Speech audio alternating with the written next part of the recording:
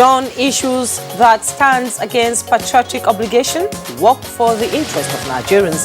President Buhari urges new ministers. I am convinced that we can build a buoyant economy that supports inclusive growth and creates broad-based prosperity for every Nigerian.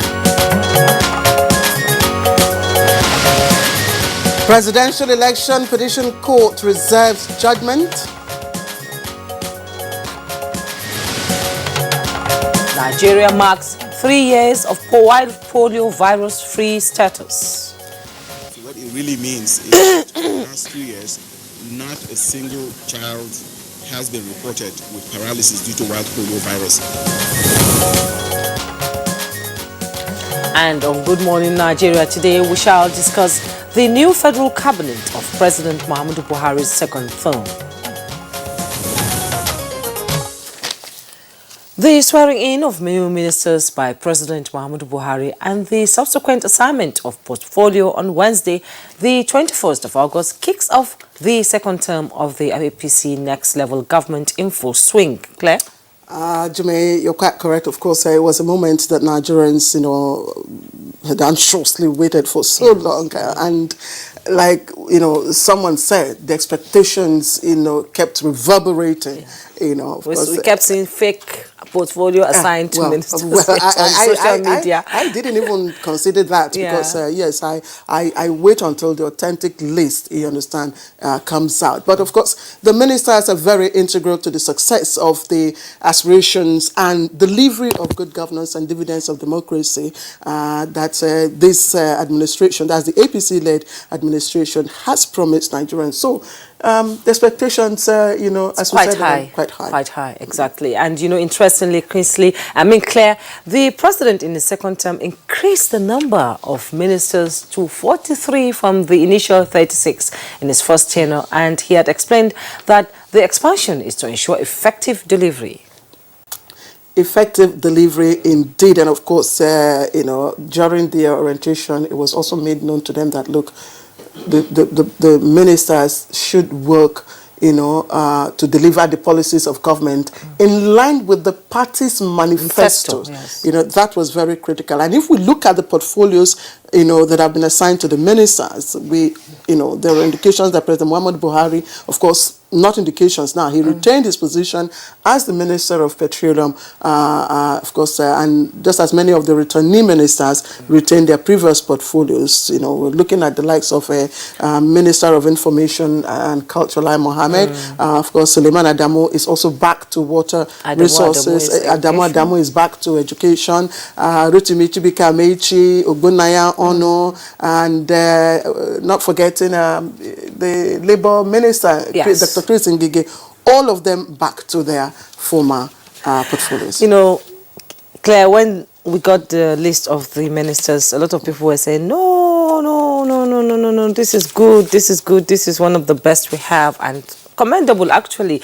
And the president also unbundled some of these ministries. For instance, power has now been separated from the former Ministry of Power Works and Housing. Apart from the portfolio, we are familiar with additional ones that have been created. For example, we now have the Ministry of Humanitarian Affairs, Disaster Management and Social Development. I think that is apt. That is Saidia Umar Farouk. The most important thing is that a new federal cabinet has been sworn in and members are expected to hit the ground running. Okay, hitting the ground running is indeed time for action, not words. Not just action also, but those that will translate to having a Nigeria, and this is very critical, where, for instance, the public health system works for all, where corruption, of course, is,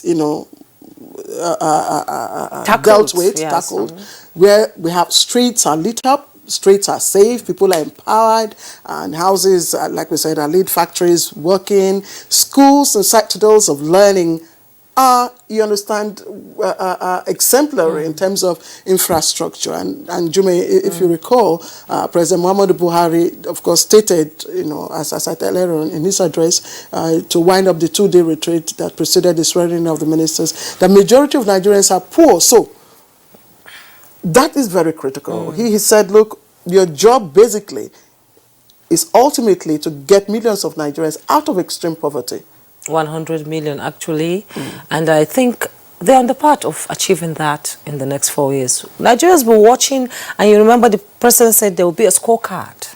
Definitely. Yes. They now have a kind of monitoring and evaluation, template, Yes. for the ministers. But it also has been there, and as someone said sometime, Nigerians would also be on the watch, and to hold, their leaders accountable. So, Exactly. And what is the starting point that should give Nigerians the assurance that it is indeed the dawn of a new era with the next level agenda?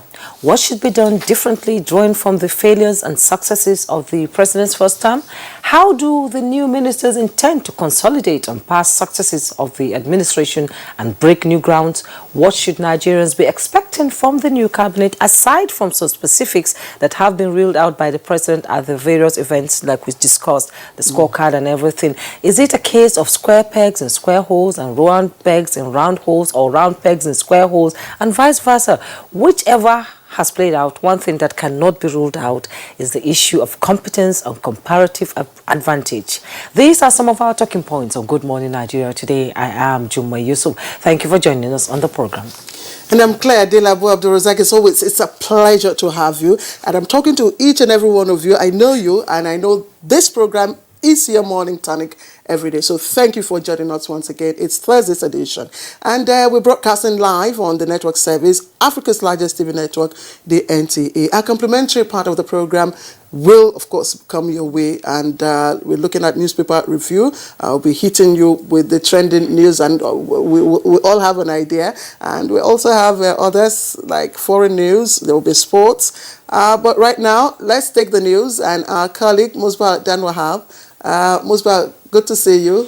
Very good to see you, Claire and Jumai. By the way, you ladies are looking so gorgeous as usual. Thank And you. it's so nice you have the ministers inaugurated now. It's time for them to hit the ground running. All right, let's get the morning news. President Muhammadu Buhari has warned the newly appointed ministers not to allow issues relating to political affiliation, sectional interest, and primordial loyalties be cloud via patriotic obligation towards shifting the nation's trajectory towards sustainable growth and development. He was speaking of a swearing-in of a secretary to the government of the Federation and the record 43 newly appointed members of the Federal Executive Council. The core objectives of this administration is to improve security, achieve diversified, inclusive economic growth, and fight corruption. I am convinced that we can build a buoyant economy that supports inclusive growth and creates broad-based prosperity for every Nigerian. Meanwhile, here is a breakdown of the 43 new ministers and their portfolios as assigned by President Muhammadu Buhari. The 43 ministerial list is a combination of the new and returning ministers. Dr. Uche Chukwu Oga, Minister of State, Mines and Steel Development. Mohammed Musa Bello retained his post as Minister of FCT. Godswill Akpabio, Minister of Niger Delta. Chris Ngige also returned as Minister of Labour and Employment. Sharon Ikazo, Minister of State Environment.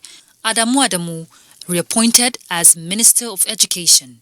Mariam Katugum, Minister of State, Industry, Trade and Investment. Timi Praise Silva, Minister of State, Petroleum. George Akume, Minister of Special Duties and Intergovernmental Affairs. Mustafa Baba Shehuri, Minister of State, Agriculture and Rural Development. Others are Godi Jadi Agba, Minister of State, Power. Festus Kayamo, Minister of State, Niger Delta. Ogbonnaya Onu, reappointed as Minister of Science and Technology. Osage Ehanere, Minister of Health. Clement Agba, Minister of State, Budget and National Planning. Richard Adeniyi Adebayo, Minister of Industry, Trade and Investment. Jeffrey Onyama, reappointed as Minister of Foreign Affairs. Ali Issa Pantami is now the Minister of Communications. Emeka Nwajuba, Minister of State, Education. Suleiman Adamu, still in charge as Minister of Water Resources. Similarly, Zainab Ahmed also reappointed as Minister of Finance, Budget and National Planning. Mohammed Mahmoud, Minister of Environment. Sabo Nanono, Minister of Agriculture and Rural Development. Major General Bashir Salihi Magashi, Minister of Defense. Hadi Sirika returns as Minister of Aviation. Similarly, Abubakar Malami reappointed as Attorney General and Minister of Justice. Ramatu Tijani, Minister of State, FCT. Lai Mohammed retained his position as Minister of Information and Culture. Bemisola Saraki, Minister of State, Transportation, while Babatunde Fashola returns as Minister of Works and Housing. Adeleke Mamora, Minister of State, Health. Also, Mohammed Abdullahi, Minister of State, Science and Technology. Zubair Dada, Minister of State, Foreign Affairs. Olamilekan Adegbite, Minister of Mines and Steel Development. Tayo Alasho Adura, Minister of State, Labour and Employment. Rauf Aregbeshola, now the Minister of Interior. Sunday Dare, Minister of Youth and Sports. Pauline Tallinn is appointed as Minister of Women Affairs. Rotimi Amici retained his position as Minister of Transportation. Megari Dingyadi, Minister of Police Affairs. Saleh Mamman, Minister of Power.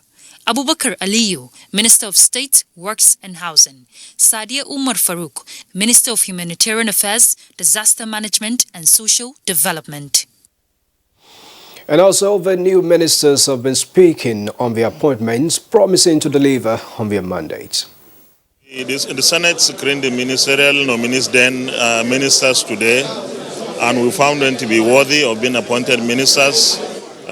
People of great capacity, experience, and loyalty. It's a rich menu, given the fact that the ministers have been very carefully selected and deployed. Nigerians should expect quite a lot. I am praying to the Almighty God that all Nigerians should value and know the importance of women in national development. I'm believing that God brought me to this ministry for a purpose, and He will not send me there without fully equipping me.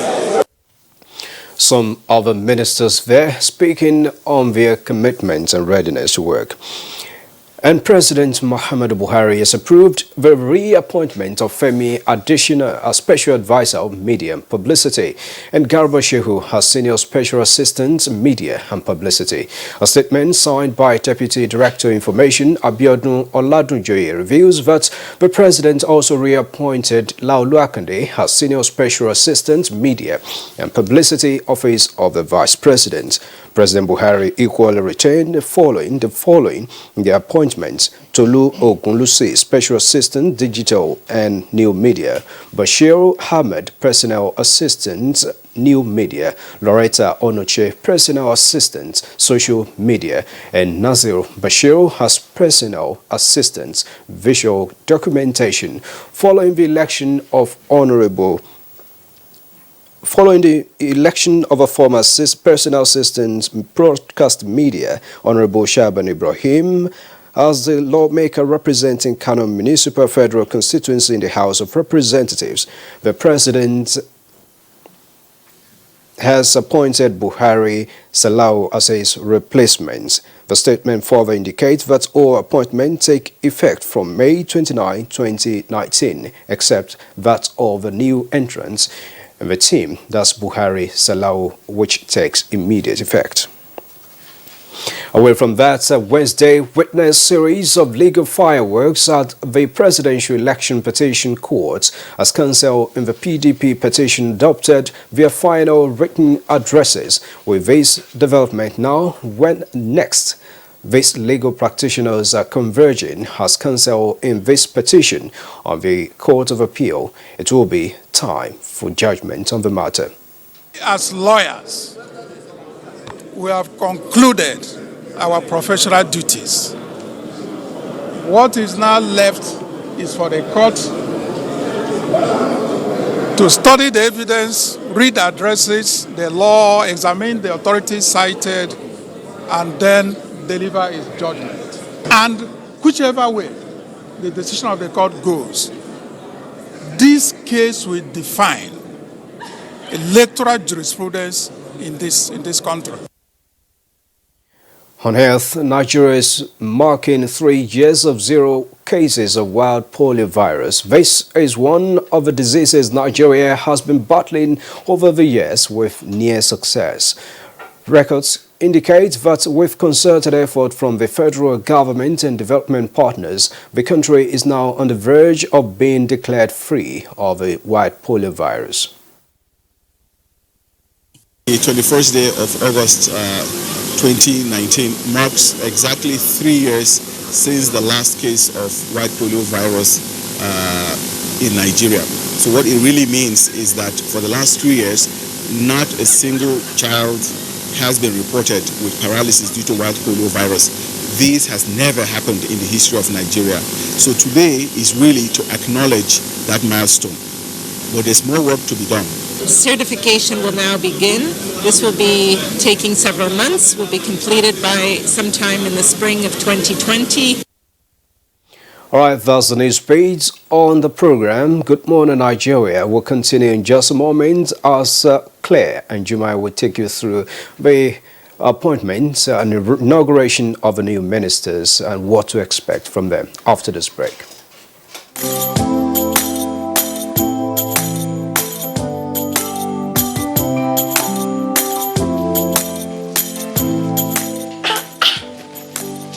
Why don't you people sell imported materials here?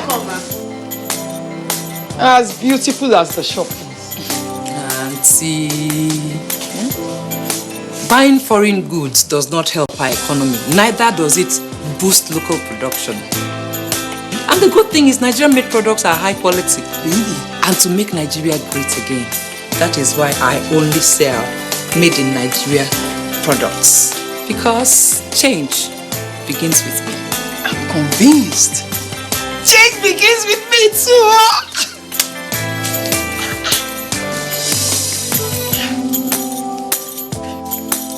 Change begins with me. This message is brought to you by the National Orientation Agency in conjunction with the Federal Ministry of Information and Culture.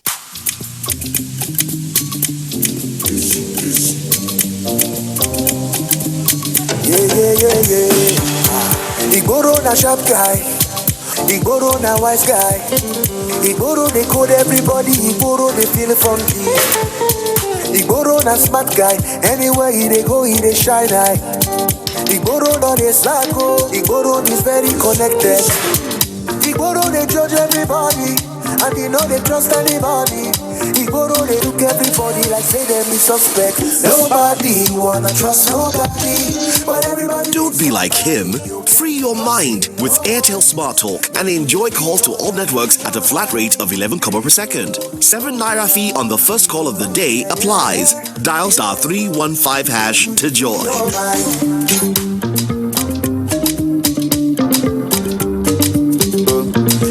Airtel, the smartphone network.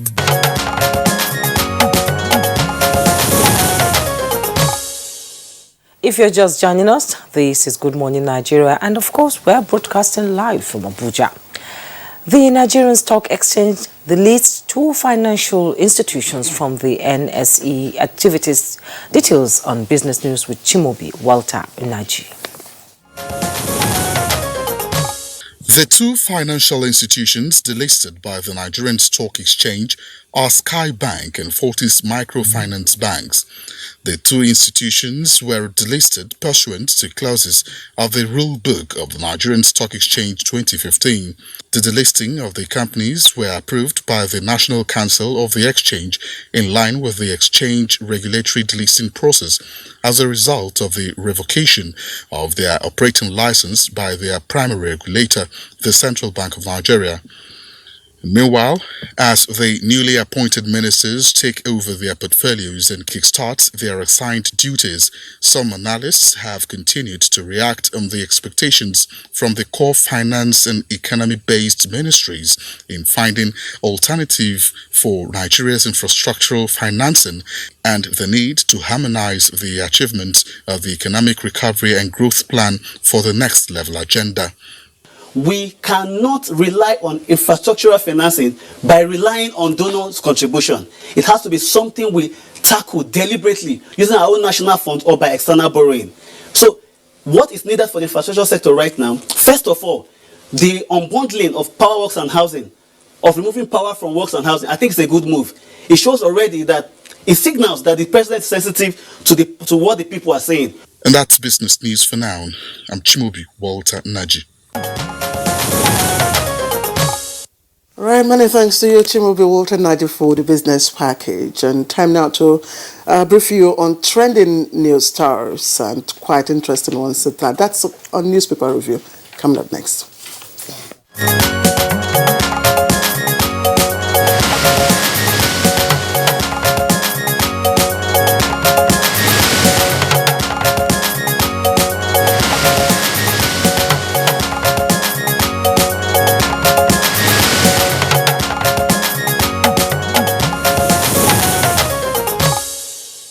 And our newspaper reviewer, Bayo Ateobi, is in the studio. You're welcome to Good Morning Nigeria, Bayo. Thank you, Juma. Good morning. Good morning, Claire. Good morning, Bayo. Thank you. Good morning, Nigeria. You're beaming with smiles. Yes. He's enjoying the weather. Is it the weather? Yes, or I'm enjoying your company. the trending stories? All right, let's begin, Bayo. Let's begin. Let's begin with, of course, the Daily Times. And it has a caption, an expected one. Behold, Buhari's best 12 ministers. That's how Daily Times puts that story. It will be up in just a moment. That's it. Behold, Buhari's best 12 ministers. You get to find who those are from the Daily Times perspective, if you, of course, turned to page 3. But the riders that follow, Lai, Fashola, Malami, 9 others retain portfolios. Now that gives you an idea of who the 12 best ministers are. The other rider, you must build on my achievement, says President, and consolidate and progress made in various sectors. EPC charges new ministers. But the most interesting one, I'm sure for Jume and I, will be the picture story just beneath that lead story. Yeah. Now you see it. All right. Those are the president's women. Yes. Permits me. Yes, the president's women.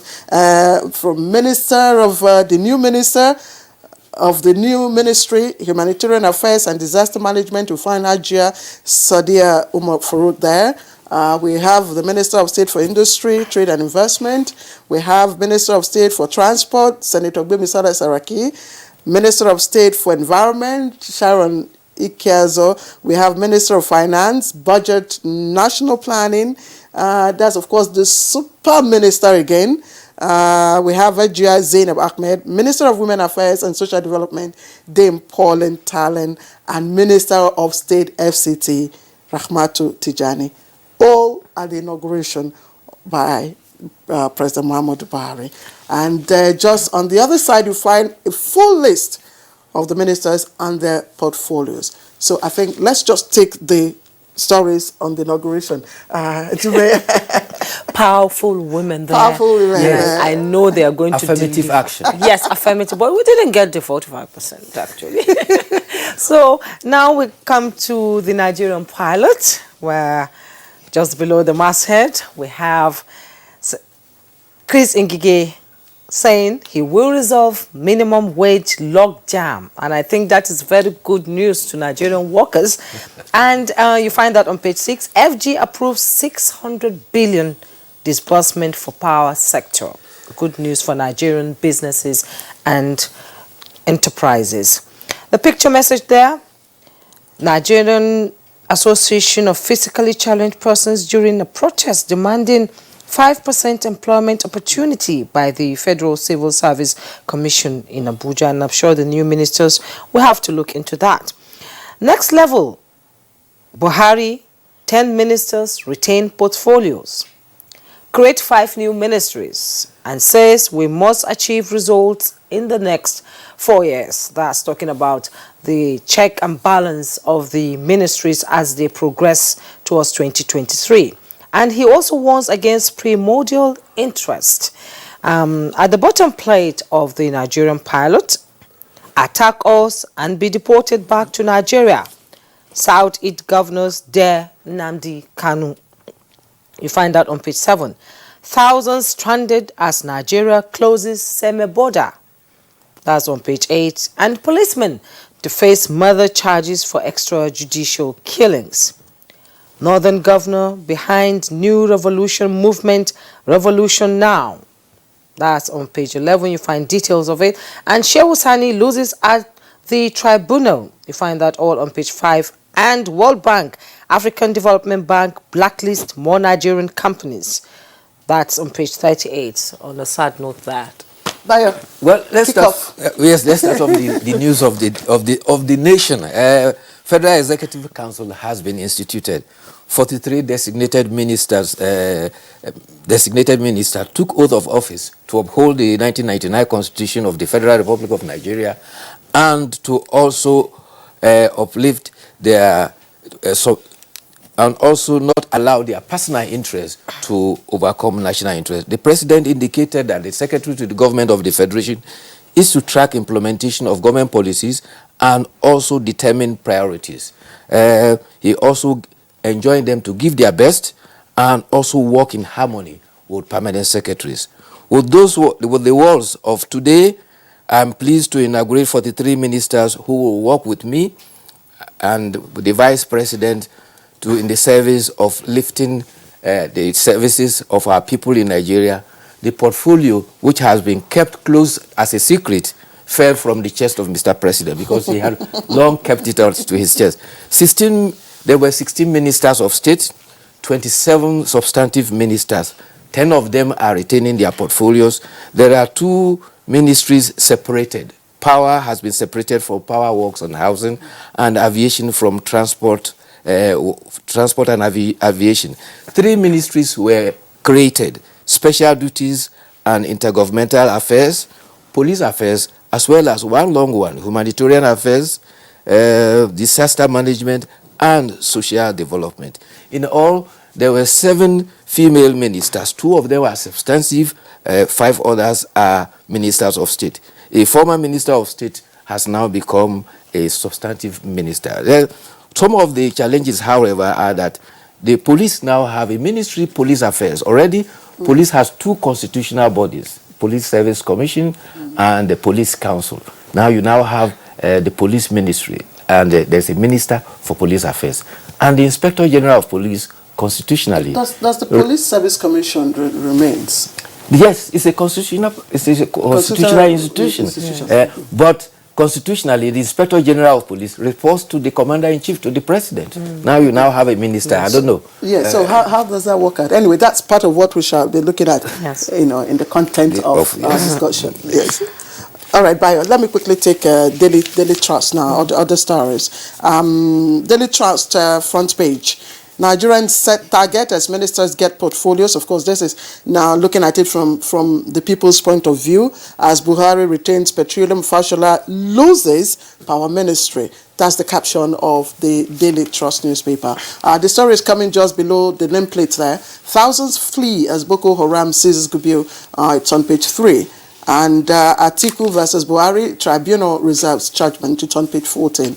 And TCN to split eyes 1.8 billion naira power control rooms. You can read of that on page 17. And you have a full picture story of the ministers and the president, of course, the whole cabinet, just right there on the front page. And trending stories at the bottom of the paper. Oyo Itai's retirement rejected by presidency. It's on page 6. Kanu Tribunal threatens relocation to Abuja on page 13, and Wadume arrested in own residence. That's according to his neighbors. You can find details of that on page 4. Jume. And from the Blueprint newspaper, just beside the masthead, we have African liquefied natural gas to attract $103 billion in 2019. And below the masthead, no internal rivalry. Buhari warns ministers. Unbundles ministries, create new ones. We will return to January-December budget cycle. That's coming from the Secretary to the Government of the Federation. You find that on page 6.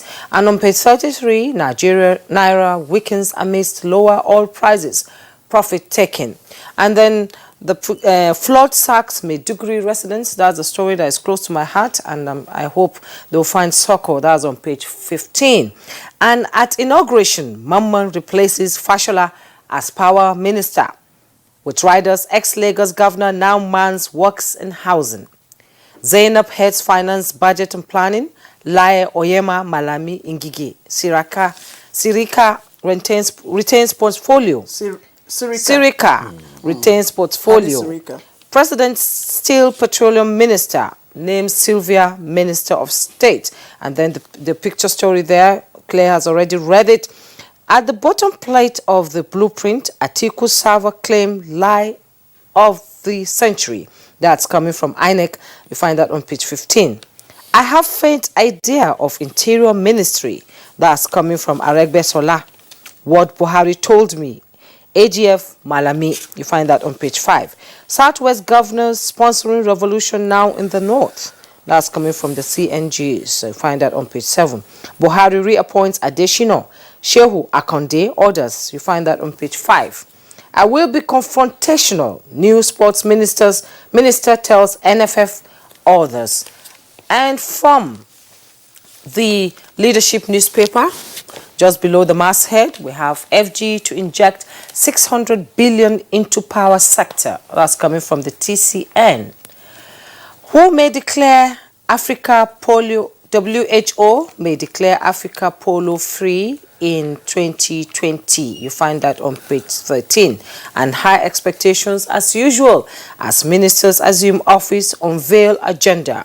PMB restructures ministries, and you see the pictures of our ministers there. Extrajudicial killing, army hands over dismissed personnel to police. That's on page 35. And at the very bottom of the leadership newspaper, governors meet over NIFU guidelines. That's coming from the SDGs. NAS will get 2020 budget in September. That's coming from the presidency on page 2. NSE deletes Sky Bank, 40s. MFB, you find that on page 27. Cargoes trapped as FG closes Seme Idiroku borders. That's on the leadership newspaper. Bye. Well, let's start with the good news about Nigeria. Nigeria yesterday marked 3 years without a case of wild polio. Now, if we are able to keep this status for the next 6 months, then Nigeria will have been certified to be polio-free. And that is a very serious landmark for us to attain. Faisal Shuaibu of the National Primary Healthcare Development Agency said that this will be a historical milestone. All things being equal, a certification committee will submit Nigeria's data on polio surveillance by March 2020, and that will go a long way to join the African regional certification for which the World Health Organization will now declare the continent of Africa polio-free. Just before you go, most people might not really appreciate the fact that, we have been 3 months, without, recording a single case.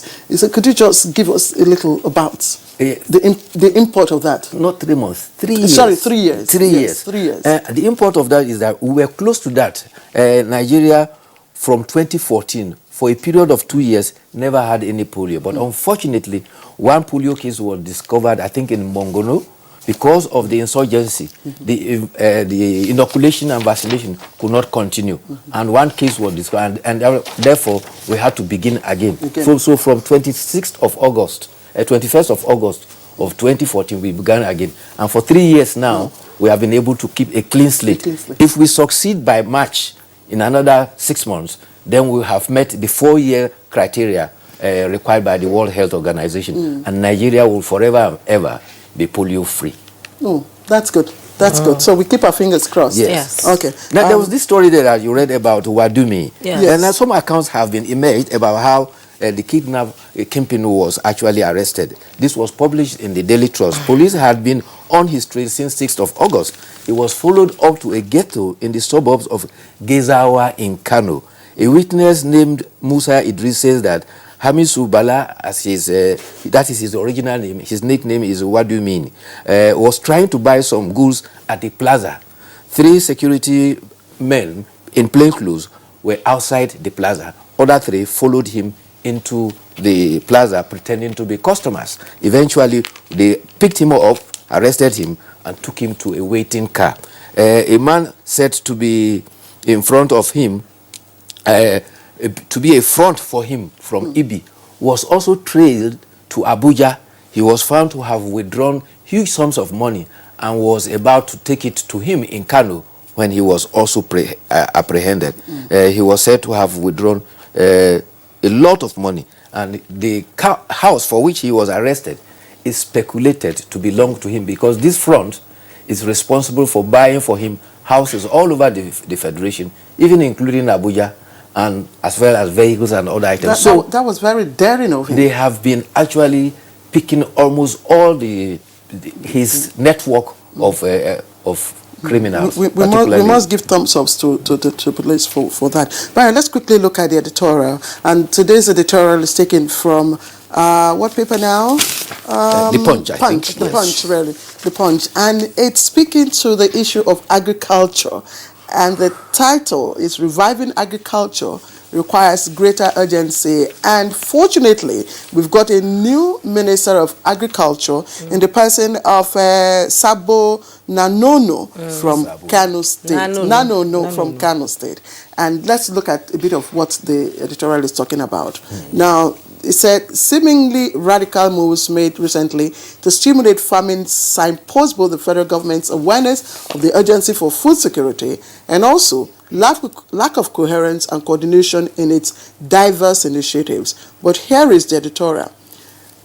It says the Nigeria Agribusiness Investment Activity promoted by the U.S. Agency for International Development in partnership with the FG will work with lenders to attract investments in farming. Now, this is laudable and, of course, similar project, but the government needs, however, to muster a greater sense of urgency and pursue much more ambitious integrated program to achieve that. Bayo. Yes, the editorial is happening on two perspectives. First is the Nigeria Agricultural Investment Activity, which is backed by a loan support by United States with $300 million. And the editorial is saying that it should emphasize on medium and small scale enterprises, and that will go a long way to boost agriculture. The other radical initiative referred to is the pronouncement by the president that the foreign exchange should not be made available for importation of food into the country. But however, the editorial is cautioning that for the agricultural revolution, so to say, to succeed, there must be a lot of caution, and it's advising that there should be a check to ensure that agricultural extension services are provided. There should also be check to ensure that poor execution is eliminated. There should be no intrusion of politics into this agricultural period. And the editorial is worried about the quality too, in the sense that we need to provide storage facilities for excess grains and excess crop production, so as to prevent rotten, some of them getting rotten, and also to ensure that they are preserved. There must be a means also to serve as a buffer for agriculturalists, and he says also stressing that state governments must take full advantage of this, because the large population of the unemployed are in the states, and therefore they should take advantage of this agricultural revolution to boost employment and also boost food production and occasion food sufficiency in Nigeria. All right, Bayo, thank you. And thank you for not allowing me to use my red card. I saw a black pen. Don't worry, I'm going to be coming with my red card. Or was it yellow I was using? Yes. It was yellow? It was orange. Or blue. All right, Bayo, thank you. We'll see you again tomorrow. All right. All right. This is Good Morning Nigeria. Thank you for watching. We are still right here, but we'll be right back.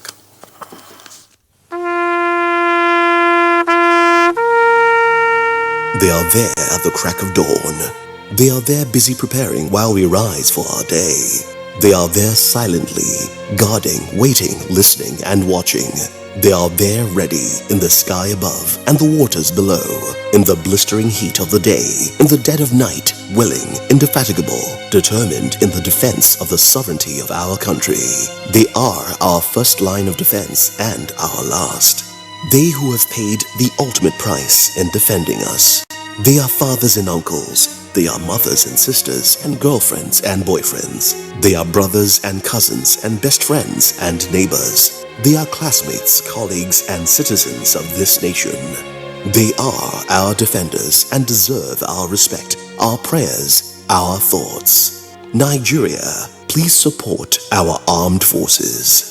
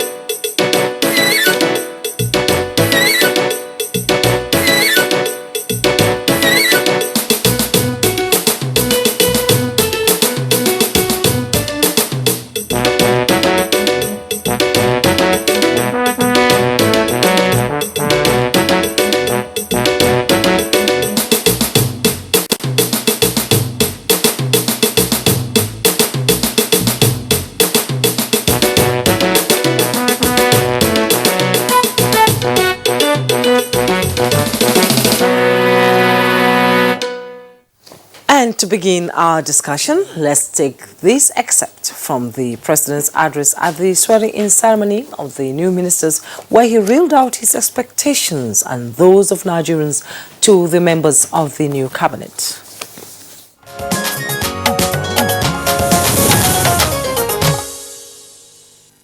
As you are aware, the core objectives of this administration is to improve security, achieve diversified, inclusive economic growth, and fight corruption. I am convinced that we can build a buoyant economy that supports inclusive growth and creates broad-based prosperity for every Nigerian, one that will absorb the 2 million Nigerians entering the labor market each year, as well as reduce the backlog of over 20 million unemployed or unemployable Nigerians. We must also intensify efforts to reduce internal security threats and eliminate corruption at all levels so as to ensure that our citizens have a safe and corruption-free environment where they can live and conduct their businesses without fear and intimidation.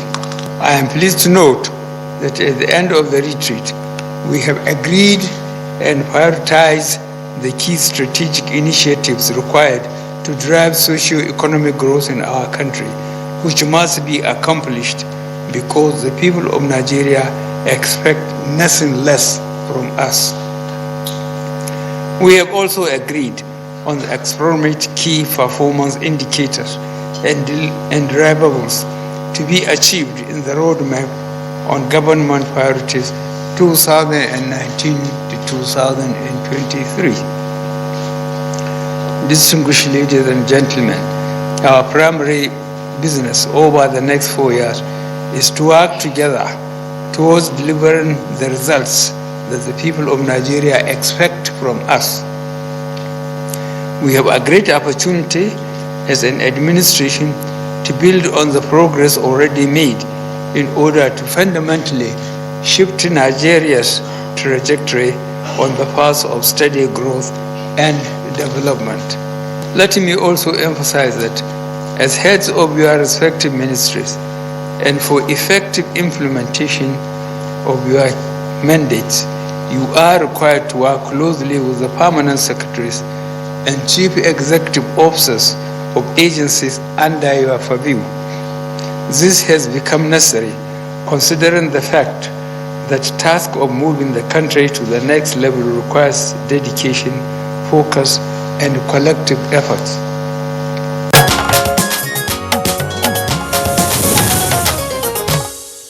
Okay, you just listened to excerpts from the President's address to the newly appointed Federal Executive Council members. All right, let's kick off the conversation.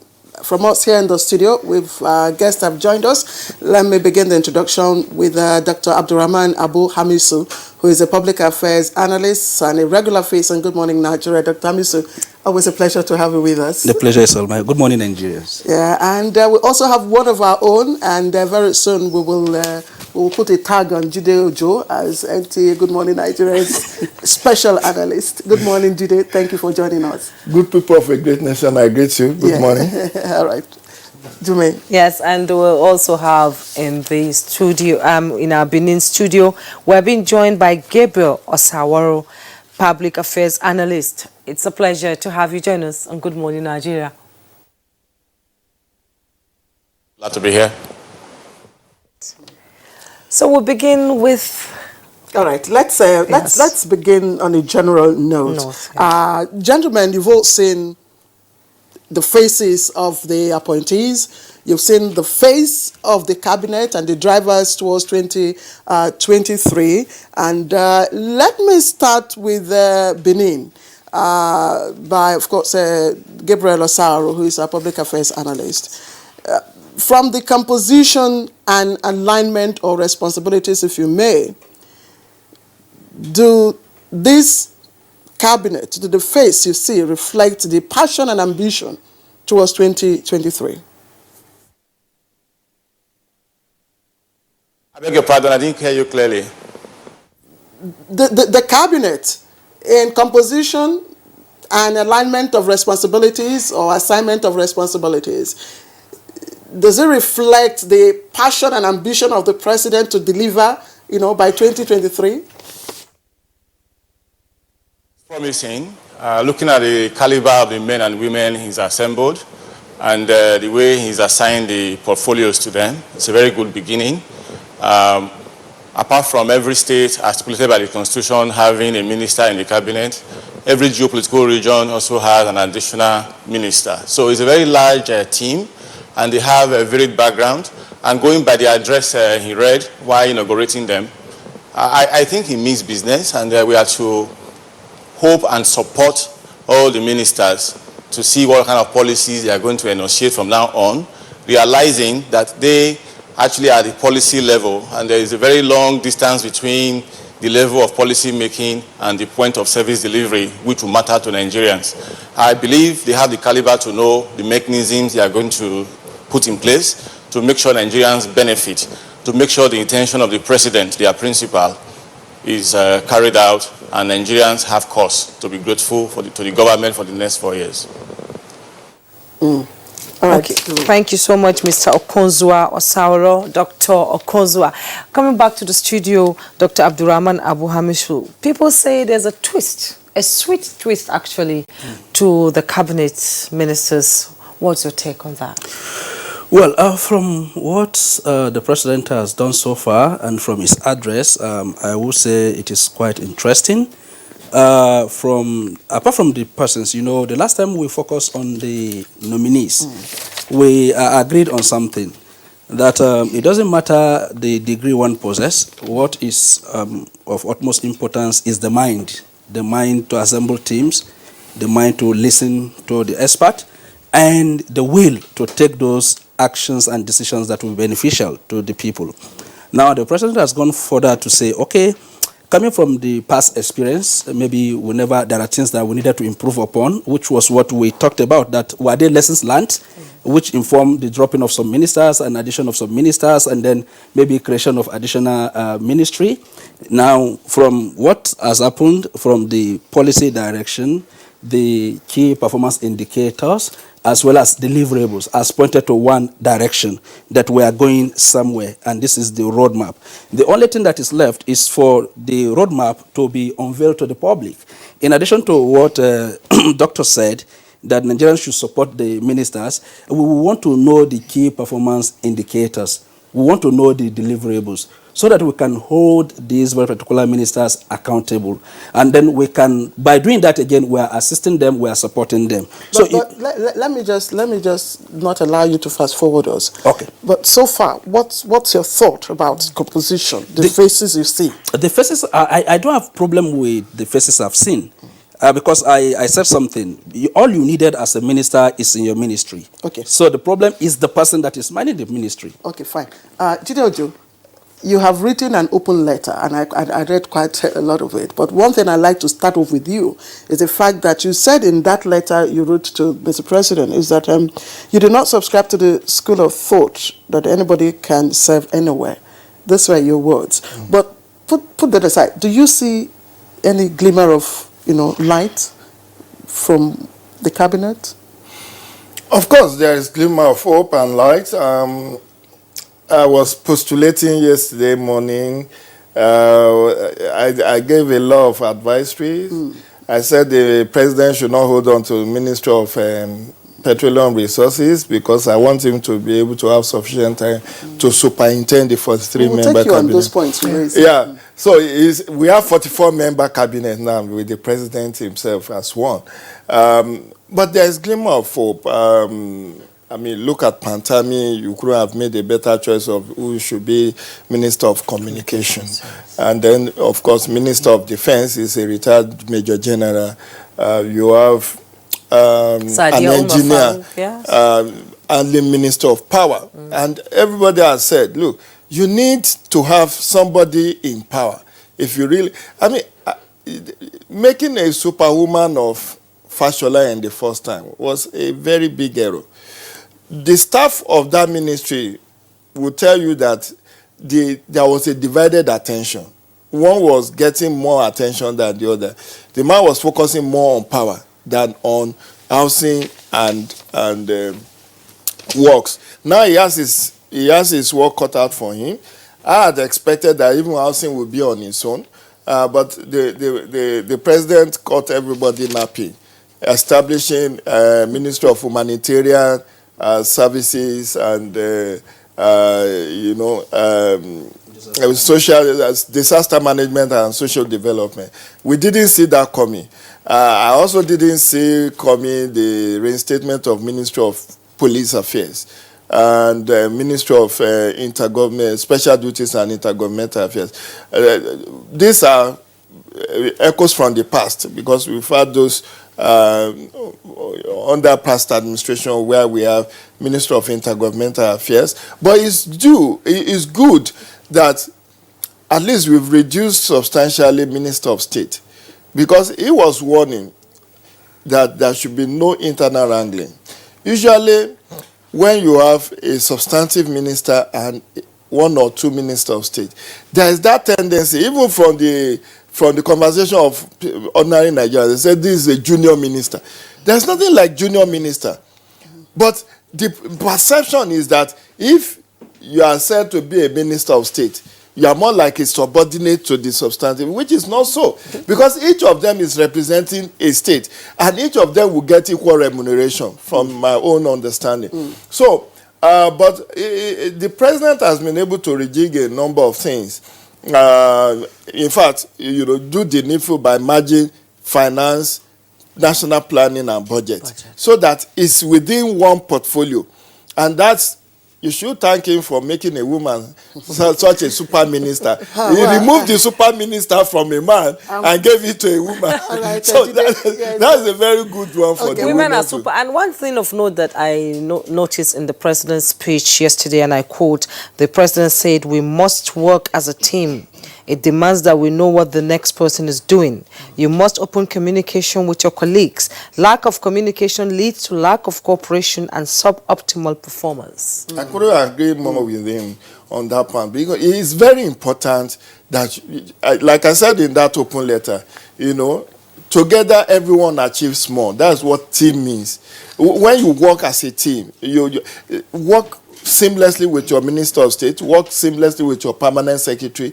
It helps, because this is about national service. It's not about personal aggrandizement. If the administration succeeds, it will be to the glory of everyone who was part of that team. Yes. If it fails, they will all share in the blame.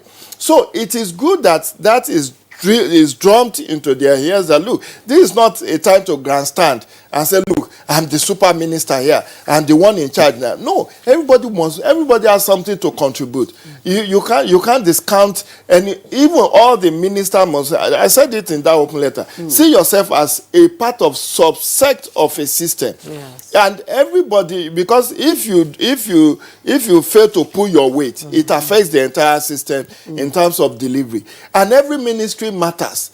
Every minute, look at the ingenuity of even creating that Ministry of National Disaster Management, humanitarian, because we now have that as part of our national challenge.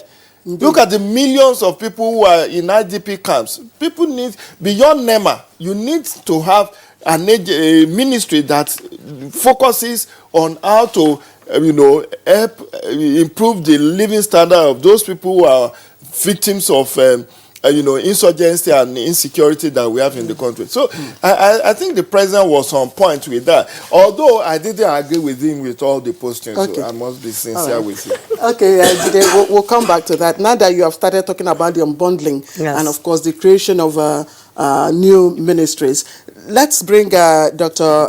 Okonzwa from Benin. Dr. Okonzwa, I didn't know why I had to call you Gabriel in the first place, and you didn't correct me, but we do apologize for that. Let's begin with power. Now, did it come to you as a surprise that the president had to unbundle, the super ministry, that's the former Ministry of Power, Works and Housing? Because even as far back as 2017, the National Assembly, in one of their resolutions, had harped on, the unbundling of that sector. So did it come as a surprise to you? Not at all. The president was a man who was voted into office by Nigerians. So it is up to him to select whoever he is pleased with, subject to the provision of the Constitution and other laws, to make sure his mandate is well fulfilled. So if he trusted a man and believed he had to concentrate certain ministries in his hands, I think that was the kind of intention he was trying to project to Nigerians, that he took those ministries very seriously and he trusted the man and so on. Now that he's also unbundled it, maybe he's had to rethink. And just like Jide in the studio has been saying, the creation of the humanitarian ministry, I'm sorry I cannot capture the full length well at this stage. For me, means the president has been scanning his environment very well, and people have been advising him correctly, and he's also responded in a very cogent way. So, well, the ministers have just been inaugurated. We are to support them, cooperate with them at all the levels we can, and we are to hope that they will have the focus of Nigerians and then pursue the welfare of Nigerians in their respective departments. It's a good beginning. I believe every person there is fit, going by the bio data we read about them, and we wish them well, hoping the environment will not constrain them. They will have the resources to implement whatever they have in mind, being the agents of the president. So we look forward to a good performance from all of them. And my other colleague in the studio there has talked about the key performance indices. Let's see. We just hope, as I said earlier, that the environment will be propitious, they will have the resources, and the yearnings of Nigerians will be met accordingly.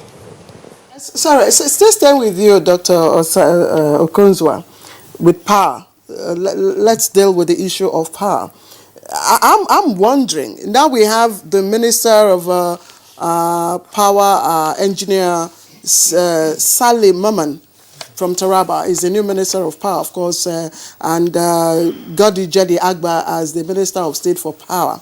Now, if we look at the indices, Nigeria is generating about, I'm not sure now, maybe between 5,000 to 7,000 megawatts out of about 180 million people.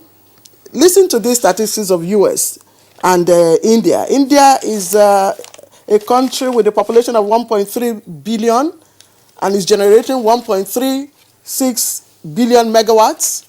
US is also generating 4.3 billion megawatts out of over 300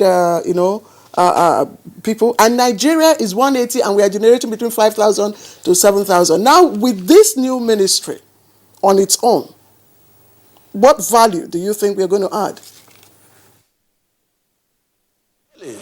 Just like one had the privilege to say a while ago, the president, he scanned his environment well.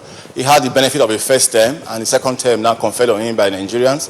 He's probably known where the gaps were during the first term, and he's rearranged his ministries. Of course, that is some of the tools available to him to select the men and women that will form his team.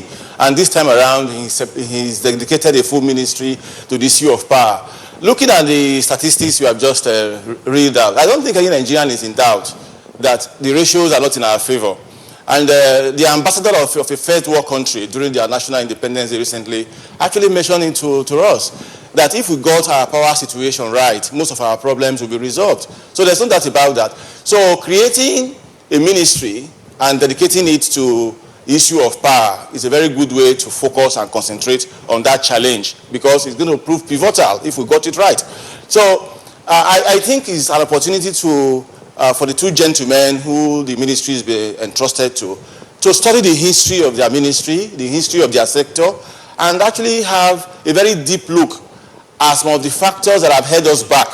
And then look at how we can get cooperation, get whatever expertise we need, maybe look at all the laws governing the sector, how do we get the resources and so on. Because just like that ambassador said, if we got the power sector right, poverty alleviation, job generation, and so on and so forth, the world begin to fall in place. So it's a right step that a whole ministry now has been dedicated to power sector, and two men are in charge of that ministry. So I think it's a good beginning too. Thank you, Doctor. Coming back to studio, Dr. Abdurrahman Abu Hamisu. Power, they say it's essential to any development of a country. And we now have a Ministry of Power. We're still staying on that. A lot of businesses have left Nigeria in previous years, in the past 4 years, because they felt that they couldn't operate because the power was just not there. Do you think that with the new power ministry and a new power minister, you know, we can woo investors back into this country if we work well on it? Just like Claire, you know, read out some countries who have better megawatts of power. Can we do that in Nigeria? We can do that. You see, the problem has not always been what to do. The problem is the will to do the right things. So even if we give 3 men that ministry and the 3 men are not willing to do the right things, we will not get the right result. I want to say something. I think one of the things Mr. President has done is to commission a study of power challenge, or the diagnostics of power challenge in Nigeria.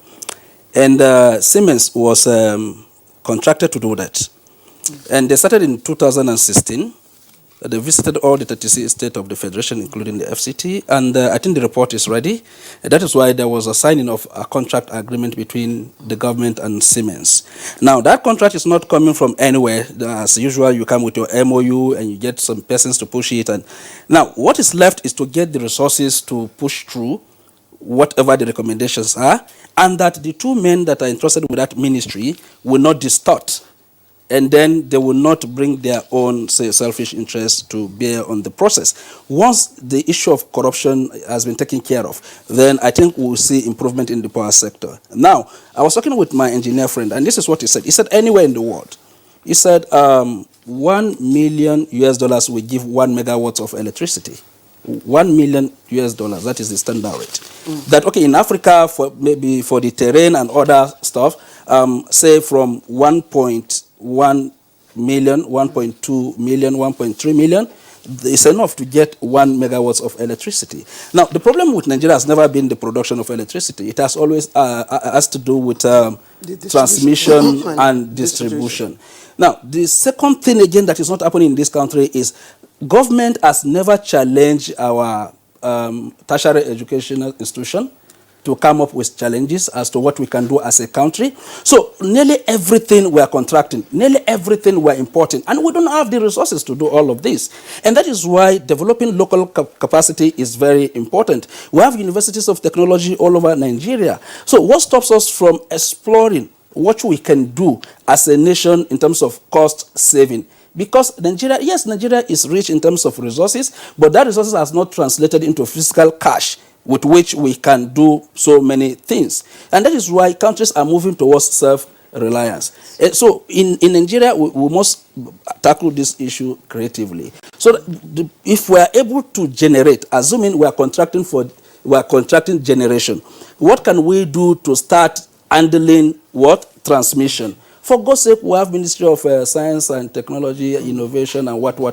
So, and those. So, what are we doing? We have all the University of Technologies. We have all the polytechnics that are supposed to become solution providers. So, these are some of the things we want to see. The roadmap is there. The roadmap is clear, and that is why government is thinking of taking back the discourse. Because what happened with that? You know, we know what happened. Yes. Because what happened was, okay, we want to privatize. Yeah. But you know, Dr. Amiso, that's what I was going to ask, because just before we leave the power sector, yes, because this is a major sector that a lot of people have been, asking everything to be unbundled. revolves around the power. sector. Jide Ojo, remember that the power sector is privatized right now, and the NERC is still regulating, the whole NEM value chain. What more can the ministry do if that still pertains? How can we get our priorities right if that is still the case? I will tell you for free that our major challenge with power sector is corruption and opacity in the administration of that sector. We have been mouthing and parroting this power sector reform for over 20 years. But the more you look, the less you see. A lot of resources have been sunk into different power projects. How do you, look at the energy mix that everybody is talking about. We have wind, we have sun, that's solar. We have thermal. Now, we sometimes build thermal stations without taking cognizance of gas supply to those thermal stations. And you pipe gas supply from the Niger Delta to Lagos, Geregu, this one at Egbe Power Station, we have Geregu, we have Omotosho, we have all of this. Papalanto, all of them are depending on thermal. So you see, there is also the issue of sabotage in our continued underdevelopment of the power sector. Okay. My professor in the university said this over 20 years ago. He said, look, there are some interest group who are making mega bucks, importing generators. They will never want sustainable power supply because they will be run out of business. Okay. So indirectly, they encourage people to go and vandalize cables and destroy things that government has provided. So for me, if you remove corruption, if you remove abuse of power, you then have to incentivize people. Look, each university should be self-sustaining in energy production. Okay, Jide, because we have to look at other sectors too. So for you, remove corruption and energy mix. You incentivize different, like you are trying to do for the energy, like oil and gas, where you want to do modular refinery. Each university, for instance, should be able to generate power sustainably to power. If they all do that and they are off the national grid, you can see that there will be more available for domestic consumption by people. Yes, and Dr. Amisu, you feel you need to react to some of these issues. It's just the disco issue. Yes. What happened with disco is the fact that most of the people that clearly come out to say we've won the bid, despite they were more competent persons, that we won the bid, since they got that those allotment, they've never sunk money into discourse again. So what they're doing is estimated billings, and they're making money off the people, and there is no improvement in service delivery. I'll give you one instance. When the privatization was done, most of them were not willing to buy the disco in the Northeast because they feel it was a hub of insurgency. It's still being managed by government. Yeah. And those in the Northeast are getting more light than those areas that there are no insurgency. Yeah, so quickly, what should be for the new ministers now, because these are new ministers, Engineer Salim Maman and his Minister of State for Housing, that's Abubakar Aliyu. Yes. So what should be their focus right now? Their focus is just two. There is a roadmap in place right away. Okay.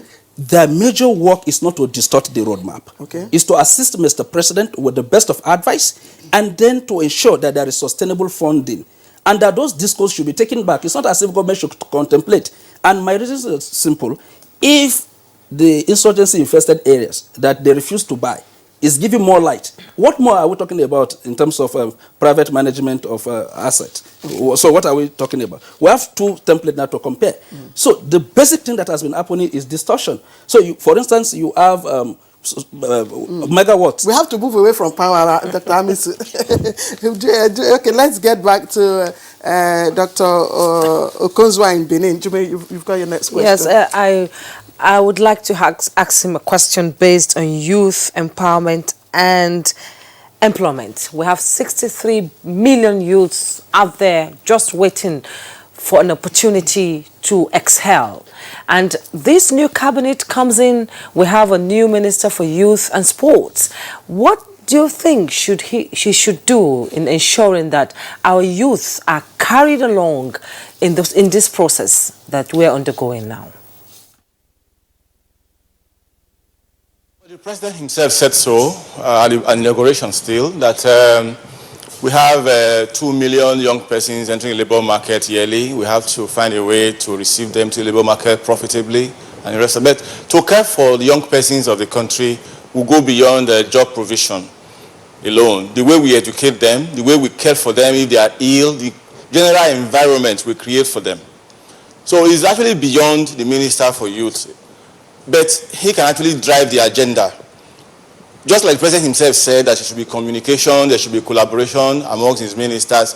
The Minister of Youth, for instance, has a lot to do with the Minister of Education. We have a lot of our young persons, depending on the cutoff, in the primary schools, secondary schools, universities, the national youth service, and so on and so forth. So it's to create an environment for them to emerge as useful citizens, both to the country and to themselves, citizens who will be of high quality that we can entrust this nation to in the future. I think that will be the task of any Minister of Youth Affairs.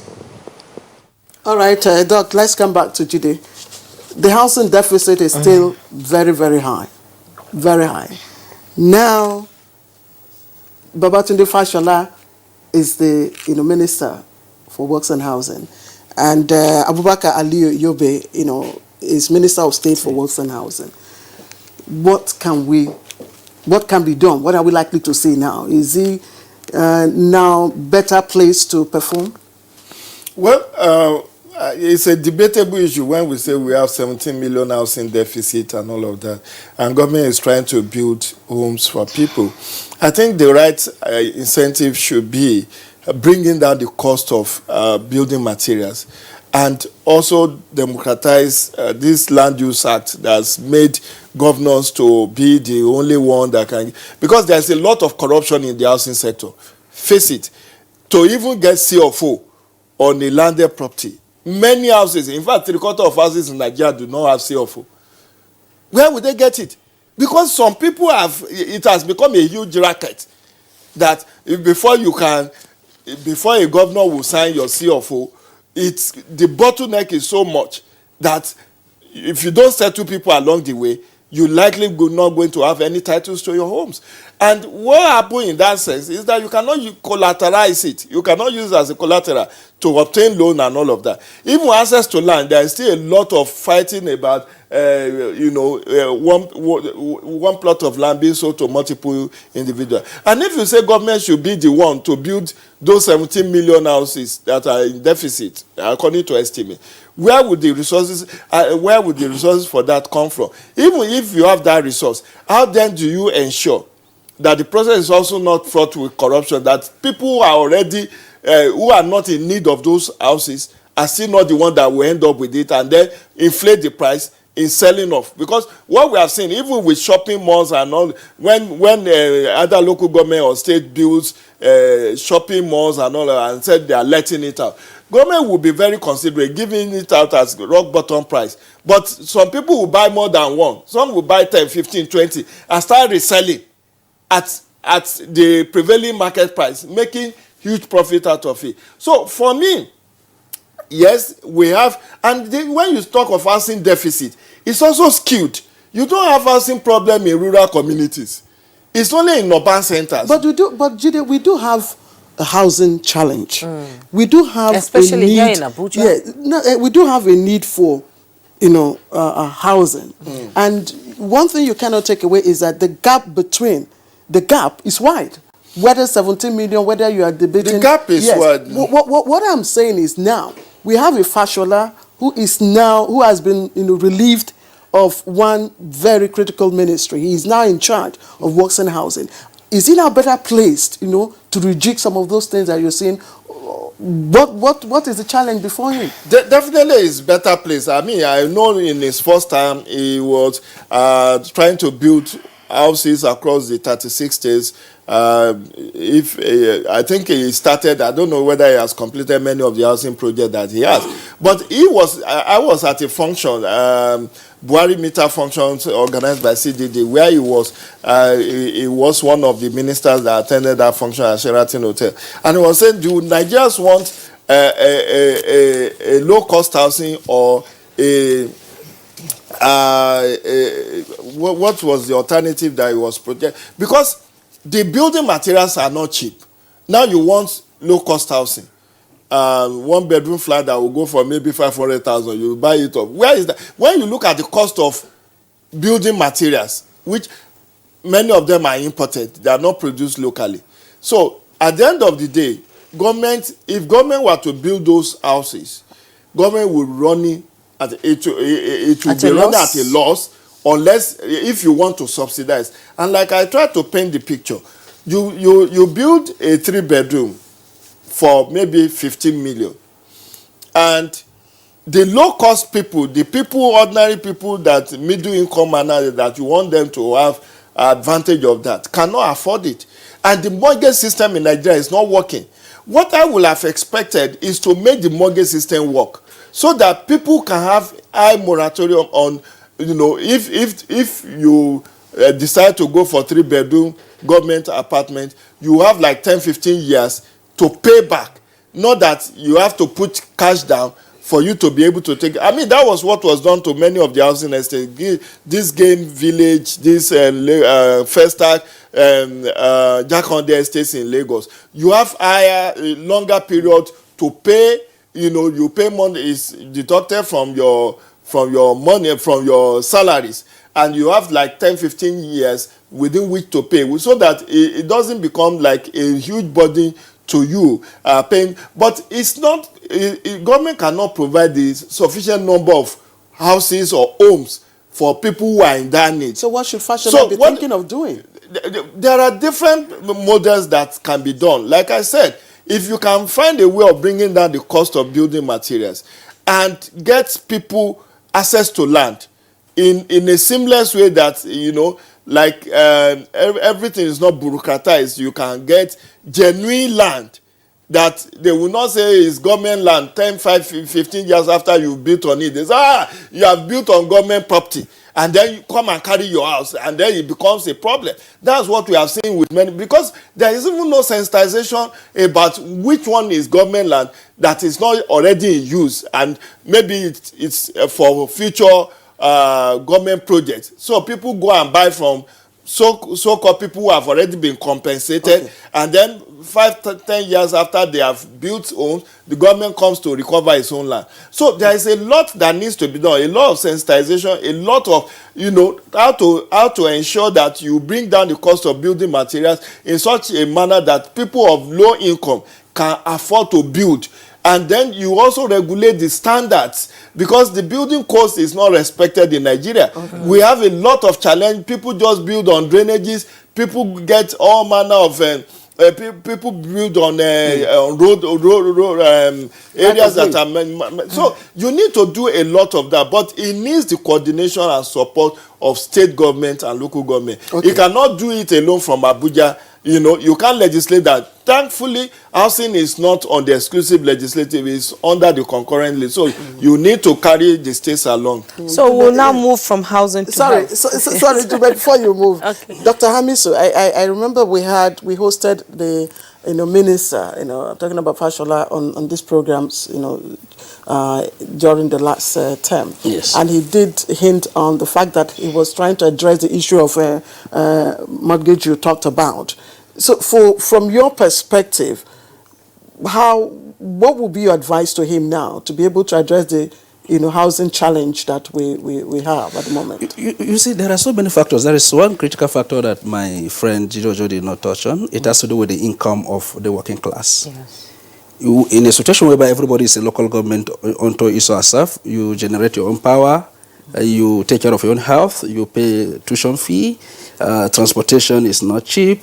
At the end of it all, your money goes into what? Servicing your basic needs. So how do you go to approach mortgage bank to give you? But what is the role of the mortgage bank? So now you see, now what has happened? You see, under Federal Housing Authority, what happened? People contributed money. Up to this point, they don't even know where their monies are. Yes. Now the issue of trust is very key in every system. Now let us take what Lee Kuan Yew did to solve housing problem in Singapore. There was a pool of money, this contributory health insurance scheme, NHIS, just the one we have here. He started it in Singapore. But because the income was increasing, because the economy was becoming buoyant and the people were earning, health issues were no longer coming. So people don't really depend on these savings because of hygiene has improved. So health has decreased. So he picked funding from that very particular contribution, and then he put it into the housing sector, very affordable houses, and he sensitized the people to say we are transforming. So you need to leave your mud houses and what, and come to these buildings. It's affordable. Your income can take it. You have like 5 to 10, 15 years to pay, and then you are comfortable because your income can take it. There is trust. If you contribute 10 naira, it reflects on your account. But where you contribute money, it takes you like 1 year before you find your file. You have to bribe a lot of persons before they could even say they've seen your file. Okay, how much have I contributed? They will tell you, come today, come tomorrow. And then at the end of it all, you just say, I leave them to God. And tomorrow somebody comes and say, please, come and put your money into this housing project. Who would do that? So, and that is why Nigerians are desperate to build.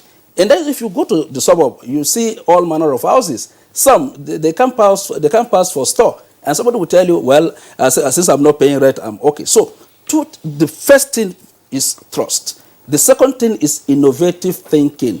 I had cause to interrogate my friend. He has money. He's a contractor. Why are you not keen into the housing program for the state? He said, no, it is not lucrative. Because by the time I spend my money to build the houses, the price federal government is saying we should sell these houses cannot really give me back my money, and I will make profit. Okay, finally for you, can you now give a word of advice to the minister and the new minister of state? To the new minister of state, honestly, they know what they need to do. It's the will to do them. The first thing they need to do is not to give one person monopoly to be importing zinc or say cement. We need creative ways to do things. And what can we do as a nation? We have all the agencies of government that are into, let me give you one problem we have in this country. Ministry of Science and Technology Innovation has the mandate to produce only prototypes. They can't produce for sales because the act said to them, you can only produce prototypes. So they produce prototypes and they keep it on the shelf.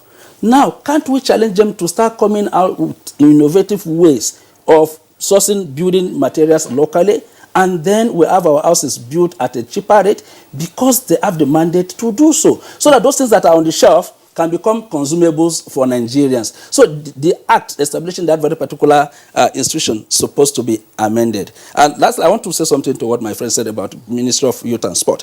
I find that name very, very inconvenient as far as I'm concerned. Why? Nigerian youth are not for sports alone. We have creative Nigerian youth. For instance, there is this creativity industry financing scheme. Now, it's meant to harness the talent of Nigerians. But most Nigerian youth don't even know about this very particular. So you reduce a whole ministry of youth. Assuming we say, okay, Ministry of Youth, right? Not youth and sport development, which means just sport. And we don't even have sport academies all over the country that is even grooming our young persons to be hired abroad at a fee that Nigeria can make substantial amount of money. So the Ministry of Youth revolves around two things, youth and NYSC, and that ends it. That ends it. So now that the minister so there has should been be a change. appointed, yes, what change are you envisaging? My change, if you say Ministry of Youth and say youth and creativity or youth and national development, now every initiative that you have on youth will go to that very particular ministry. And any youth, for instance, I was watching online Channels Television, did a documentary of a young man in, Anambra, that invented a generator that is using water. So if such person knows that, okay, I can take my creativity to Ministry of Youth, and I can sit with somebody that can link me to funding, then I know where I'm supposed to go to. But here, if what you have for youth is in CBN, is in Bank of Industry, is in agriculture, I don't know where I'm getting it. And there is no clear entry point where this youth can take. There was another one again, I think it was in Anambra, I was watching. The guy sourced local materials and designed power station. And the prototype is there. You could see how he did the networking and everything, and it will give light. Okay. Now, it cannot come to Ministry of Youth because it is Ministry of Youth and Sport. So how is that ministry going to address? You go to Ministry of Science and Tech. I think their policies are addressing Ministry of most Science of and this. Tech. Now what we are saying, for instance, if it is Minister of Youth and he comes, it is something that has to do with youth, is passionate about youth. This ministry will now do everything for this youth and said, okay, we will link you with Ministry of what? Science and Tech. Then there is that collaboration that Mr. President is talking about. And then Ministry of Youth, at any time, we could say, what is the statistic of youth that you've done this and this with? They can produce it. Okay, Dr. Hamiso. Yes, I'll be going back to Benin where Dr. Okozwa is waiting. We've talked about power, we've talked about housing, we've talked about youth empowerment. Let's look at the health sector. The medical tourism is a dent on the nation's reputation around the world. And now we have a new minister in the health sector. How would that reflect back home? How can we bring back all this money spent abroad trying to get treatment? Our hospitals, I'm sorry to say, some of them are an eyesore. A lot of Nigerians are afraid to go to hospitals in Nigeria. And the brain drain itself is really, really eating into the health system. How can we do to revive the health system and bring back our people out there who are helping to upgrade the health system of other countries? What do we do in that sector? What advice do you have for the minister coming in? You have said the two gentlemen who are overseeing the Ministry of Health at this stage, I think they have a very good idea of what our state is. The former Minister of State is now the substantive minister or the minister himself. And the Minister of State, the former Speaker of the most popular state in Nigeria, House of Assembly of the most popular state in Nigeria, a very senior medical practitioner as well. I think they have an idea that the health sector in Nigeria is in a parlor state, and nobody denies that. As for medical tourism and all that, that can be reversed easily depending on the investment we make. So it's going to be a thing they will need to study themselves, right from the kind of caliber of persons we train, we recruit, how we recruit them, how we motivate them, how our hospitals are designed, even in terms of architecture, how our healthcare system is financed, and so on. So it's not a thing that can be dismissed off the cuff.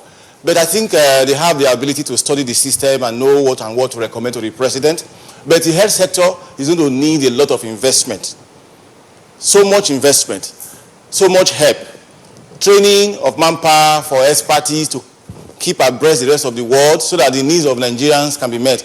I don't really think, except for people who are just looking for ostentation or prestige, I don't think any person would like to go abroad for what he can do at home. So if we make the right investment, select the right persons, train them well, motivate them well, in another 4 years, which is the term of this administration, our healthcare system will be revamped. There's no doubt the situation is yet deplorable, but it can be improved. The two ministers can study the situation and know where to establish their priorities. I believe the challenges in our health sector can be met, and the people we have entrusted the ministry to can do it. Thank you, Dr. Okonzwa there. Of course, Dr.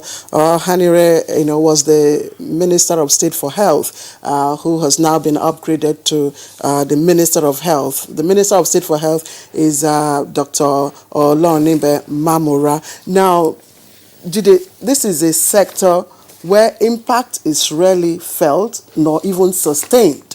In terms of universal health coverage, countries within the group, known as D8, these are, developing countries, or middle income countries, are doing as much as over 90% in terms of universal health coverage. I'm not even sure what percentage Nigeria is doing. In fact, very, very, very low. And our out-of-pocket health expenses is very high. This must be a big challenge for the new ministers, both Dr. Olanibe and Hanire. It is, and we must start something. The revolution I want the president to do is even to leave a legacy. Let's have a world-class hospital that can treat every ailment that is that we can think of, so that we can stem this brain drain and stem this medical tourism. And the president should start and make himself, that global icon that we want to see. Because when he goes to UK for his medical attention, it's not sending the right signal. And his doctors can be brought to Nigeria, at least to test, to show that, look, I believe in this system. You cannot be telling us, buy made in Nigeria, believe in Nigeria. And our president will be the one to go on medical tourism in another country. Look at what happened with Zakzaki now. He has to go to India for his medical attention. That's nonsensical. We need to have, at least, even if it means public-private partnership. It is not that one cannot seek medical, help outside for very complex, cases.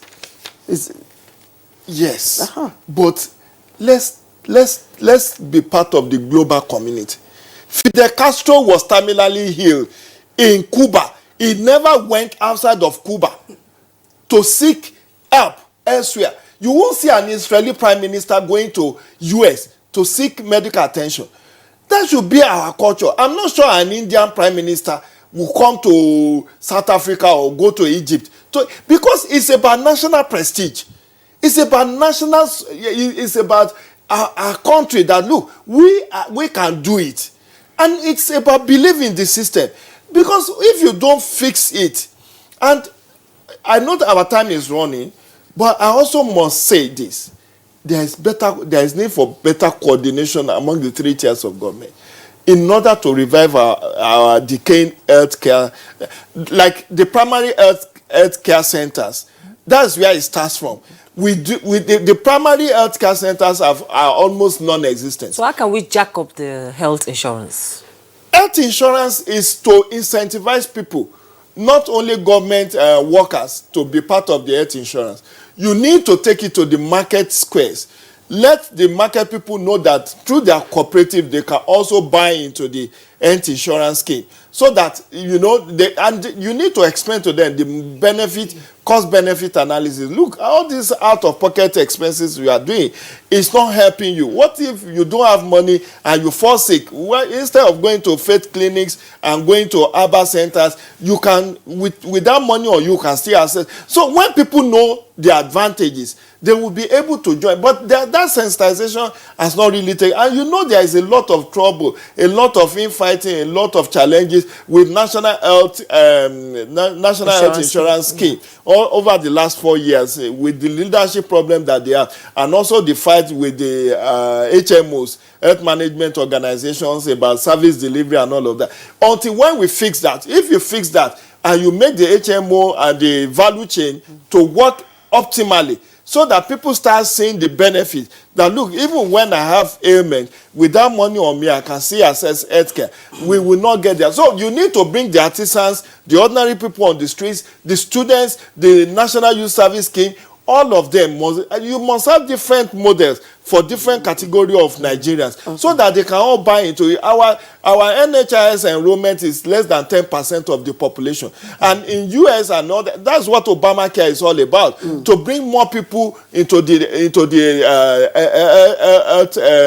health services. So we need to think out of the box and see that, look, health is wealth, and for me, our leaders should set the pace. No governor should be traveling abroad for medical care. Okay. Let them fix the problem that we have at home. Okay, Dr. Hamiso, infrastructure is critical, but also financing models. Yes. Like I said, out of pocket is very high. Yes. And we have seen the, what would I say, the NHIS, how effective NHIS is. In fact, a lot of people are not covered within the scheme. So for you now, what should the new ministers be looking at? How should they begin to rejig that sector, so that we'll attain, because universal health coverage is very critical. Yes. We are yet to do 0.5% of coverage. Yeah, I think, let me begin with this. I agree with my friend Jide Ojo that the problem of health sector in Nigeria has to do with corruption. But he highlighted some, but he didn't touch on the fundamental one. Now, the health practitioners, by the law in Nigeria, they are allowed to practice outside the normal government office they are operating. Now, this has led to a situation. There is a deliberate killing of government hospitals in favor of private hospitals that are being operated by these same doctors. So, for instance, you have scanning to do, and they will tell you the scanning machine in the hospital is bad. And then they refer you to their own hospital. So government hospital scanning is, say, 300 naira. Theirs is 2,000 naira. Yes. Now, that dovetails into even what the HMOs are charging. Part of the issue that led to the infighting you talked about was, what should be the first thing that we're supposed to do? Is this service delivery first before payment, or payment before service delivery? I think the model that was in place before the coming of Professor Yusuf was payment before service delivery. And part of this, so there are other issues that led to that infighting. He is now saying is service before payment. And that led to some of the issues. Now, two things we needed to do. We must begin, okay, look at what happened in Borno State, where the governor went midnight, and there were no doctors on call. They went home. So what do we need to do? Now what we need to do now is what the governor did. He did the right things by ensuring that those that are supposed to discharge their responsibilities are held accountable. They are held accountable. That is one. The second thing is the remodeling of our hospitals. Now, why are we going to India? It's because Indians are remodeling through research and innovation, and it is internal. So the cost of treatment is cheaper, because they are remodeling. They are learning from whatever mistakes they are making. Now, the issue of efficiency will come in when people learn to do the job they take oath to do. Not that you will use your position to undermine government policy in favor of your own private businesses, and then you come again to blackmail us by embarking on strike to hold the government at the jugular. So we must be patriotic enough. And if we want to reform, it's not about the ministers, it's about the health workers and how they take seriously their responsibilities. But if I can quickly chip in this, please, I beg the two ministers, please, they should maintain cordial relationship with other health workers. We'll come to that, because that's a huge challenge. Yes, we're going to Mr. Jide Ojo, we'll come to that. We need to take a break right now. When we come back, we'll be discussing education and other sectors.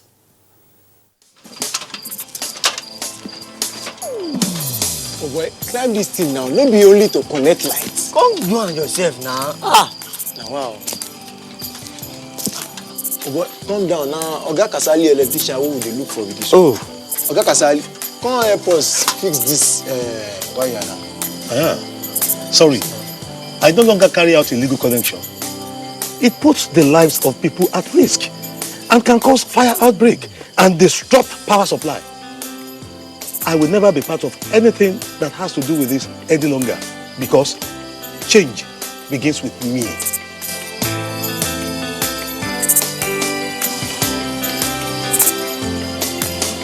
Oh boy, letting him talk makes sense. Oh boy, we could carry this ladder from off. This message is brought to you by the National Orientation Agency in conjunction with the Federal Ministry of Information and Culture.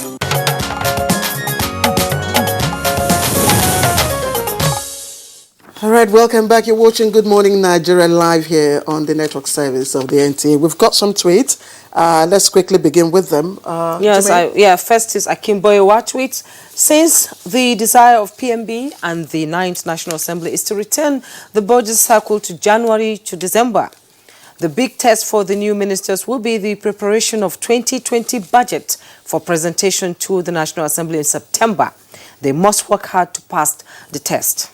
And Sani Michael Omakuji says, while congratulating the newly constituted cabinet, they should not be carried away by the euphoria of their new status, as there is a lot to be done. With the unbundling of Power Ministry from Works and Housing, we expect to see improvement. Fix power for a better Nigeria. And Dele Jack Solomon tweets, the newly constituted cabinet must play a formidable and credible role in advancing the Nigerian cause, bearing in mind that Nigeria is no longer going to be business as usual. They must provide their skills, entrepreneurship and expertise in moving the nation forward.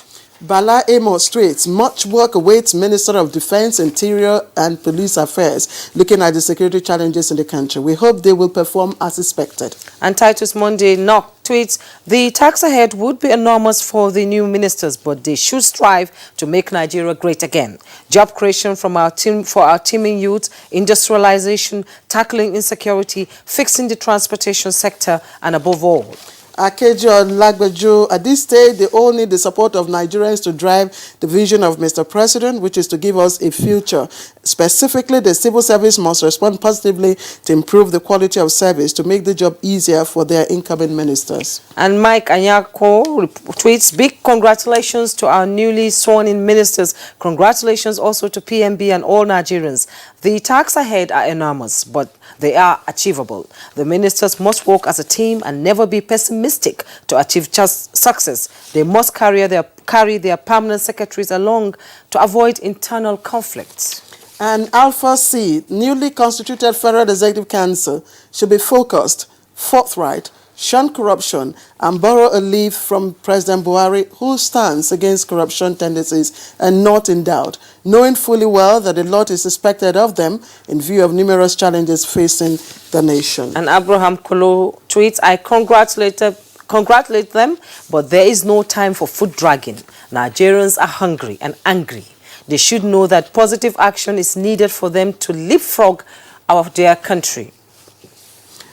All right. And still from Badamasi Adamu, I wish to congratulate the FCT Minister for his reappointment and the Minister of State too. I urge them to focus more on the development of the settler towns of the FCT and the evils of unemployment and poverty. And Adekunle tweets, I wish them the best in their entire endeavors. Nigerians are expecting good from them because many Nigerians are in abject condition, and they should have it in their mind that whatever they do for the masses, it will surely get back to them by God's grace. All right, thank you all of you for your tweets. We've got so much more, but little time to address all the, of course, ministries that we've got. But Dr. Kanzwa, quickly speak to the issue of the new ministries, specifically the Ministry of Humanitarian Affairs, the Ministry of Special Duties and International Affairs, as well as the Ministry of Police Affairs. The Ministry of Special Duties will create room for flexibility. Not many things can be captured structurally. So that may be where the president is thinking of being able to respond to things the way they emerge. And the Ministry of Humanitarian Affairs, for me, I think that is my best of the lot. We have a lot of problems across the country, just like Jide said. We have IDPs, we have natural disasters, and so on. So we need to also put our national power behind our citizens who are in dire straits in those situations currently.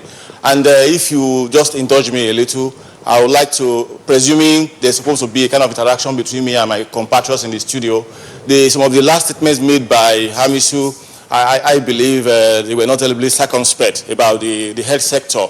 The issue of some health practitioners diverting clients here and there is very, very minuscule. The challenge we have in the health sector is momentous. We need a huge investment. We need to do a detailed study of how we are going to proceed. I can tell you that the issue of brain drain is a mass of issues that cannot be teased apart immediately. People are leaving this country in frustration after the nation has spent a lot of money training them, not just doctors, pharmacists, lab scientists, and so on. So it's not going to be a question of diverting one or two patients or suppressing hospitals and so on. And if you even look at the way the health sector has been studied over time, there is being consistent under budgeting. People are underpaid and so on and so forth. So those are not the issues at all. And I don't think we should ever encourage recrimination as part of our national policy. We must position ourselves to study our problems scientifically and mobilize national power to solve them. Okay, thank you, Dr. Kozwal. We'll probably get back to you before we round off our program. Jude, we now have those ministries, in addition to Minister of Defense and Interior, all these three, also looking at the issues of security, which is very, very critical. It cannot be overemphasized that, in fact, if there is one super minister that a lot is expected, is that of Minister of Defense and Police, because it's about national security we're talking about. Look at the statistics. In fact, it is failure of the security that is creating this Ministry of Humanitarian Services, Social Development, and National Disaster Management. Because if we have gotten our security architecture right, and there is no refugee, there are no IDPs, we will not have that ministry. It will not have been necessary. So the Minister of Defense and Minister of Police have their job cut out for them. They need to redouble their effort, make Nigeria secure. Because the only reason why you have, it's not so much about poor remuneration that is causing brain drain. Part of what is causing brain drain of professionals in Nigeria is insecurity. People are resigning their jobs to go and take up, citizenship elsewhere because they feel that they will be better secured over those places. The roads are not passable. You have security challenges. People are being kidnapped like snails on daily basis, and we now have on our hand a national emergency in terms of security, and that insecurity also affects our agriculture. Because you talk about food security. If farmers cannot access their farms, or they have to pay ransom to some bandits to be able to access their farm, how can you ensure food security? A lot of people who are supposed to be on farms are now in IDP camps. So we need national security. The security of this country is number one. Whether you want to do transportation, you want to fix aviation, you want to fix infrastructure, is it not when you are secure? Look at people who are contractors who are being kidnapped. We had in Kwara, which has never recorded kidnapping before. We have 4 Chinese, or is it Chinese or Lebanese, who were kidnapped. Although we thank God that they've been rescued. So if you don't have national security, every other challenge will remain as it was. Even power will not be resolved, because those who are supposed to carry out the reform, those who are going to install the new transmission lines, if they are not secure to be able to do what they needed to do, the challenge will remain extant. If we still have vandalism as part of our problem, you will not be able to have seamless transportation through pipelines of gas to power those thermal stations that have been built. So everything revolves around security, physical security. And like I said, there is a nexus between physical security and food security. Because if people cannot, even when the access anchor borrowers came, they are able to get loans from CBN to go and do agriculture, and many unemployed youths go to farm settlements. If they are chased out by due to either farmers' conflict, they will leave, and some of them will prefer to go to Ghana or to other climes to settle. So we need to redouble effort in making the country secure. And all this will not be possible without education, because the education sector is there, and the minister is back, and there's no country that can go forward without an educated society. So what areas do you think, what advice would you give the Minister of Education now that he has come back? What areas should you look into to ensure that out-of-school children, girl child education is addressed? It cannot be overemphasized. See, like I wrote a piece, and the 4 revolutions Nigeria need. That was last week. 4 revolutions Nigeria. And I said in that article, I said one of the key revolutions Nigeria need is educational revolution. We need the innovation, the research, development that Dr. Amiso is talking about. It's through education. You want to do STEM. STEM is science, technology, engineering, and mathematics education. That is the way to go. You need innovation. You need creativity. And that is what education brings to board. Education makes your worldview wider. Even where you have not been to, you read about them. You can take a cue from them. You can adapt their situations. And that is why we need to fix our education sector, which is comatose. As we are talking about health sector, you can also see there is a lot of brain drain in our education sector. Yeah. Many of our lecturers are in South Africa, they are in Dubai, they are in Saudi Arabia, teaching and making giants out of the children of those countries. So we need, and the good thing is that education is on the concurrent legislative list. So the state, local government, and federal government needs to work harmoniously together to resolve the challenge. There must be industrial harmony. Today, we have NASU and SANU on strike, on warning strike, 5 days warning strike. We need to deal with the restiveness in the education sector. Okay, Dr. Hamiso, I have to give you the last shot.